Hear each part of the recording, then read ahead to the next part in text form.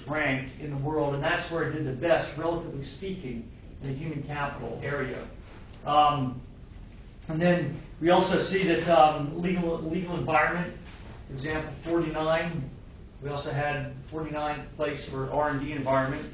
So relatively low in those areas.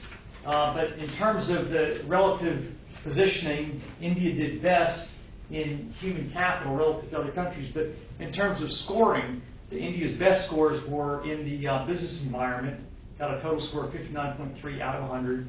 And then support for IT industry development, a score of 54 out of 100. Human capital, a score of 48 out of 100. And then legal environment, 47. IT infrastructure, the score was 1.3 out of 100, so very low on that.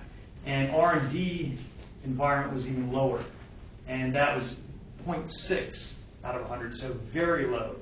And remember, R&D infrastructure, R&D environment had the highest weighting.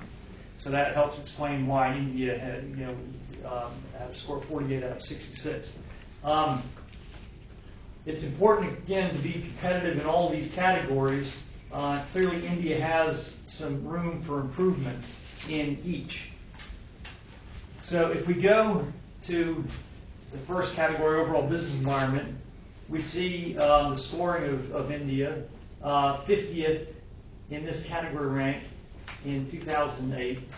And again, these are the indicators we're looking at: policy of foreign capital, private rights guaranteed, protected, etc. And then years of analysis by EIU in their scoring. So basically, EIU is saying it's not easy for firms to navigate the business environment. India has a lot of bureaucracy, I think as a lot of people know, but there have been significant improvements over the years, significant improvements, but it's still not the easiest place to operate. So I think that the basic assessment is it's a more competitive environment, and certainly companies are now able to get licenses to get into business, etc. But it's still, there's a lot of bureaucracy.